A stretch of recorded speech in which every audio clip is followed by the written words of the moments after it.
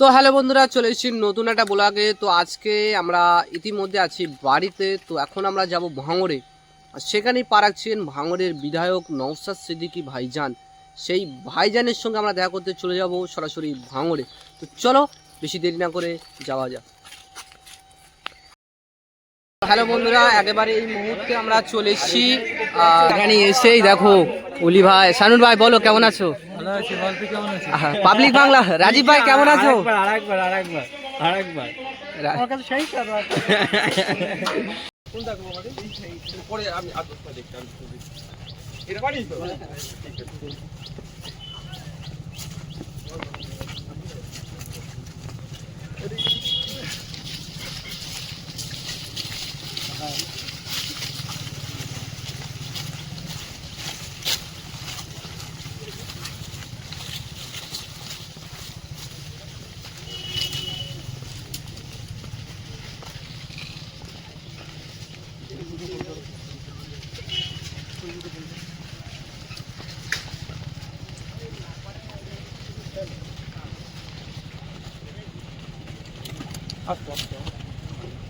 আপনার সাথে একটা ভিডিও করবো অবশ্যই।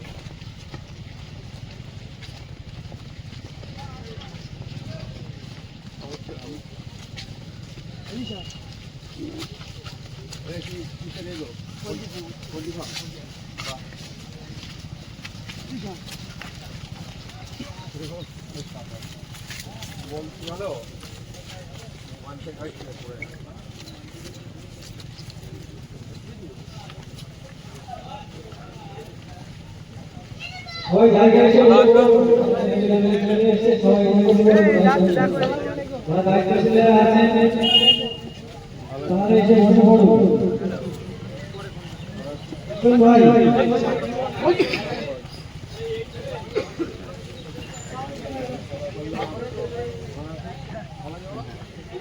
হ্যাঁ, ওই লোক বেশি ডাকেনি।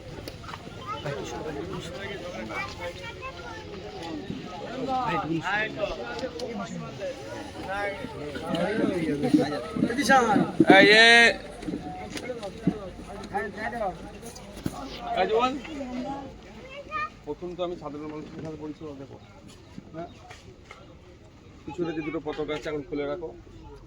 সাধারণ মানুষের পরিচয় হয়ে যায় যখন আমি আমার পার্টির কাজ শুরু করবো, তখন পতাকা লাগাবো। সাধারণ মানুষ এখানে এসে ওখান থেকে পরিষেবা নাও, মানে তার একটু কী হতে পারে। যখন আমার যখন পার্টির কার্যকলাপ শুরু করবো, পতাকা ওই পিছনে দুটো খুলে দাও, ওই দুটো খুলে দাও। নাহলে একটা কাজ করো, এই এই ওটা থাক, ওটা থাক, ওটা থাক, এই একটা 4 টেবিল এনে লাগিয়ে দাও। একটা 4 টেবিল নিয়ে চলে আসো এখানে, ওটা তুলে নিয়ে চলে আসো। ভালো আছে?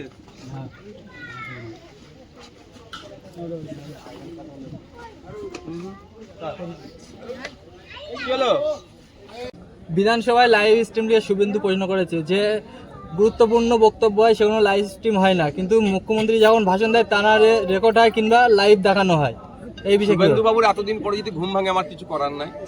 শুভেন্দু বাবুর ঘুম ভাঙার অনেকদিন আগে থেকে আমি চিৎকার করছি এবং জনগণকেও বলছি, আপনারাও বলতে থাকুন যে বিধানসভার মধ্যে কি চলছে আমরা দেখতে চাই। আমাদের বিধায়করা ওখানে গিয়ে ম্যাও ম্যাও করছে না, আমাদের বিধায়করা ওখানে গিয়ে, আমার ভোটে নির্বাচিত হয়ে বিধায়ক আমাদের জন্য আওয়াজ তুলছে। শিক্ষা, স্বাস্থ্য, কর্মসংস্থান, এখানে কৃষক, ভাঙড়ের মৎস্যজীবী, ভাঙড়ের লেদার কমপ্লেক্সের শ্রমিকরা, তাদের জন্য আওয়াজ তুলছে না নওশাদ সিদ্দিকী যে চুপ করে বসে আছে, না নওশাদ সিদ্দিকী সারা রাজ্যের মানুষের জন্য কথা বলছে। এটা দেখতে চাই। দেখার মাধ্যম কি? লাইভ চালানোর জন্য। আজকে শুভেন্দুবাবু অপোজিশনে গিয়েছে। শুভেন্দুবাবু 2021 সালের আগে, দল ছাড়ার আগে যে দলে ছিল, তখন কেন লাইভের কথা তোলেননি তিনি? সেটাও তো আমরা জানতে চাইবো শুভেন্দুবাবুকে। শুভেন্দুবাবুর এতদিন পরে ঘুম ভাঙলো। আমি অনেক আগে থেকে চিৎকার করছি, আর সাধারণ মানুষেরকেও চিৎকার করা দরকার যে আমাদের বিধায়ক আমাদের ভোটে জিতে বিধানসভায় গিয়ে কি করছে আমরাও দেখতে চাই। যেখানে সারা পশ্চিমবাংলার আইন তৈরি হচ্ছে, সেই জায়গাটায় কিভাবে আইন তৈরি হচ্ছে, কি আলোচনা হচ্ছে, কজন কথা বলছে, কি কথা বলছে, সেটাও আমরা লাইভ দেখতে চাই। তার জন্য দরকার কি? বিধানসভা টিভি। অনেক রাজ্যের বিধানসভায় টিভি আছে, লোকসভা টিভি আছে, রাজ্যসভা টিভি আছে, কেন বিধানসভা টিভি হবে না? এখানে লুকানোর কি আছে? নিশ্চিতভাবে ডাল মে কুছ কালা হয়। ওয়াকাফ নিয়ে বাইরে অনেক বিধায়করা চিৎকার করলো, কিন্তু বিধানসভায় দুদিন আলোচনা হয়েছে, 2 দিন ধরে আলোচনা হয়েছে ওয়াকাফ নিয়ে, তারা একবারও অংশগ্রহণ করে। সেখানে নওশাদ সিদ্দিকী অংশগ্রহণ করে ওয়াকাফ নিয়ে কি বললো আপনারা অনেকে জানতে পারলেন না। আর যদি লাইভ চলতো তাহলে নওশাদ সিদ্দিকী পারফরমেন্স কি ছিল বলতে পারতো। কিন্তু মুখ্যমন্ত্রী যখন ভাষণ দেয় তখন লাইভ দেখানো হয়। মুখ্যমন্ত্রীর জন্য 7 গুণ মাপ, উনি যেটা বলবেন ওনার জন্য সেটা। এটা চরম বৈষম্যের শিকার হচ্ছে। রাজ্যের মুখ্যমন্ত্রী চেয়ার হিসাবে তাকে যথেষ্ট সম্মান দেব, কিন্তু বিধানসভা তিনি একজন বিধায়ক, নওশাদ সিদ্দিকী একজন বিধায়ক, আর ওর বিজেপি দলের যারা আছে তারাও বিধায়ক, সবাই বিধায়ক। তাহলে কোনো এক বিধায়কের যদি বক্তব্য লাইভ হয় তাহলে অন্য বিধায়কের কেন হবে না? এখানে বৈষম্যের শিকার হতে হচ্ছে বিরোধীদেরকে। নওশাদ সিদ্দিকী বিরোধী, আমাকেও শিকার হতে হচ্ছে, এর শিকার হতে হচ্ছে। আমরা চাই মুখ্যমন্ত্রীরও যেমন লাইভ হোক, সাথে সাথে আরো যারা আমরা বিরোধী আছি বা শাসক দলের যারা বিধায়ক আছে তাদের বক্তব্য লাইভ হোক। লাস্ট কোশ্চেন, আজকে ভারত পাকিস্তান টান উত্তেজনার ম্যাচ, আপনি কাকে সাপোর্ট করবেন এবং আপনার ফেভারিট প্লেয়ারকে? না, কাকে সাপোর্ট করার প্রশ্ন আসছেই না তো এখানে। যদি আপনি বলেন অস্ট্রেলিয়া নিউজিল্যান্ডের খেলা চলছিল তাহলে আপনি কাকে সাপোর্ট করবেন? সাউথ আফ্রিকা ওয়েস্ট ইন্ডিজের খেলা চলছে, আপনি কাকে সাপোর্ট করবেন? ইংল্যান্ড সাউথ আফ্রিকা খেলা চলছে, কাকে সাপোর্ট করবেন? সেখানে একটা প্রশ্ন থাকতো, এখানে তো প্রশ্ন আসবে না, কোনো অপশন আসবে না। এখানে আমরা পাকিস্তানকে নাকানি চোবানি খাওয়াবো কিভাবে সেটা আলোচনা করতে পারে। পাকিস্তানের বোলিং লাইন আপকে দুর্মুষ করবো, আমাদের ব্যাটাররা ব্যাট দিয়ে ছক্কা খাবে কত, সেটা আলোচনা করা যেতে পারে। আমাদের বলাররা পাকিস্তানের ব্যাটিংকে লাইন আপকে কিভাবে ধ্বংস করবে সেটা আলোচনা করা যেতে পারে। আমাদের বোলিং লাইন যথেষ্ট স্ট্রং আছে। এই মুহূর্তে চ্যাম্পিয়ন্স ট্রফিতে আমরা সবার আগে আছি, আশা করছি এবারে চ্যাম্পিয়ন্স ট্রফি আমাদের ভারতবর্ষে আসবে। ভাইজান একটা প্রশ্ন, ঠিক ভাঙড় 1 নম্বর ব্লকে আপনাদেরই দলের সক্রিয় কর্মী রাহুল মোল্লাকে তৃণমূলের কোনো এক নেতা 20 লাখ টাকার জন্য তাকে মারতে পাঠিয়েছে। দিন দুপুরে দুষ্কৃতীদের এইভাবে দাবাদাবি চলছে ভাঙড়ে। 8টা থানা থাকা সত্ত্বেও দেখুন, 8টার জায়গায় আমি 16টা চেয়েছিলাম, তো পাড়ায় পাড়ায় আমি থানার কথা বলেছিলাম। থানা দিলে হবে? প্রশাসনকে তো অ্যাক্টিভ করতে হবে। থানা দিলে হবে? প্রশাসনের পুলিশ তো নিয়োগ করতে হবে। ইউনাইটেড নেশন বলছে 1 লাখ মানুষ থাকলে 222টা পুলিশ দিতে, আর আমাদের ওয়েস্ট বেঙ্গলে 1 লাখ মানুষ পিছু 97 খুব 98টা 97.66। বুঝতে পেরেছেন? তোলারও অভিযোগ অনেক, ও তো অহরহ হচ্ছে। কিন্তু দুর্ভাগ্যের বিষয় কি মানুষ এগিয়ে এসে একটা কমপ্লেন করছে না। সমস্যা এখানে। আমি যখনই বলছি পুলিশ তোলা তুলছে, কিছু সবাই নয়, কিছু একটা অংশ স্বাভাবিকভাবে তখন কি বলবে, রাজনৈতিক ফায়দা নেওয়ার জন্য তৃণমূল পরিচালিত সরকারের বিরোধিতা করছে। একটা মানুষ যখন কমপ্লেন করবে ডিসি স্যারের কাছে, আমি অনুরোধ করছি মিডিয়ার মাধ্যমে, কোনো পুলিশ যদি তোলাবাজি করে, সব পুলিশ করে না, এটা কিছু কিছু করছে, বদমাইশি করছে, তার বিরুদ্ধে ডিসি স্যারের কাছে যান। নলপুরিতে ডিসি অফিস আছে, ডাইরেক্ট ওনার কাছে একটা লিখিত নিয়ে গিয়ে ওনার অফিসে জমা করে রিসিভ নিয়ে আমাকে কপিটা দিন। ওই কপি আমি বিধানসভায় তুলবো, তুলে মুখ্যমন্ত্রীকে জিজ্ঞাসা করবো তাহলে ভাঙড়ের মানুষকে তোলাবাজির শিকার হওয়ার জন্য এত থানা দিয়েছিলেন না ভাঙড়ের মানুষকে পরিষেবা দেওয়ার জন্য? এই প্রশ্ন আমি করব, আর এই প্রশ্ন করার আমি সাহস রাখি। মমতা ব্যানার্জিকে তখন কিন্তু উত্তর দিতে হবে। আমি চাইছি একটা অভিযোগের কপি, আমার কাছে অভিযোগের কপি এসে পৌঁছাচ্ছে না। এরা যে পুলিশ মন্ত্রী মমতা বন্দ্যোপাধ্যায় আর বাসন্তীতে তৃণমূলের নেতারা পুলিশের সামনে বলছে পুলিশ মন্ত্রী আমাদের দিদি, তা আমরা যেটা বলবো সেটাই শুনবে।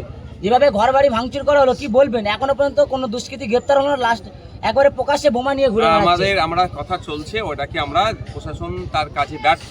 প্রশাসনকে তার কাজ বুঝিয়ে দেওয়ার জন্য আর একটা জায়গা আছে, সেই জায়গাটা হচ্ছে কোর্ট। পুলিশিং অ্যাকশন নিয়ে আমরা ব্যবস্থা নিচ্ছি, পুলিশিং অ্যাকশন নিয়ে আমরা কোর্টে যাচ্ছি। ওই প্রশাসনিক কর্তাদেরকে কোর্ট থেকে আমরা জবাব নেব যে কেন তুমি ব্যবস্থা গ্রহণ করোনি। আপনাদের রাজ্যে কমিটির নেতারা গেল, গিয়ে থানাকে যেমন বললো, থানা বলছে বলে কোনো এফআইআর কপি হয়নি, কিন্তু সেই রিসিপ্ট দেখাচ্ছে, তারপরেও তারা বলছেন যেটা আমরা দেখছি। কি বলবেন? এটা তো গাফিলতা চলছে। অবশ্যই গাফিলতা চলছে। এর জবাব কি বললাম, যে প্রশাসন কাজ করবে না তাকে কাজ করানোর দায়িত্ব আমাদের তো একটা পড়ে।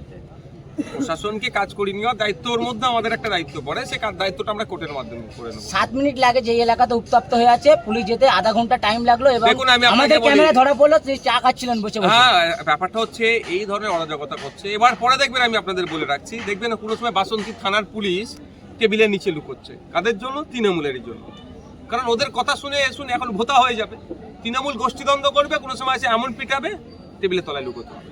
বাপ তখন বাপকেও ছাড়বেন, এই দিন না আসে আমি চাইবো, কিন্তু এই ধরনের ঘটনা ঘটছে তো। Thank you. ওকে, ধন্যবাদ। চলো। তো বন্ধুরা দেখলেন বিধায়ক নওশাদ সিদ্দিকী, তিনি তার সুন্দর বক্তব্য দেখে আমি খুবই মুগ্ধ। তো এইভাবে যারা সাবস্ক্রাইব করেছেন তাদেরকে অসংখ্য ধন্যবাদ। এইভাবে আমার পাশে থাকুন আর সর্বদাই ভাইজানের ভিডিও দেখার জন্য U R Hafizul channel subscribe করুন।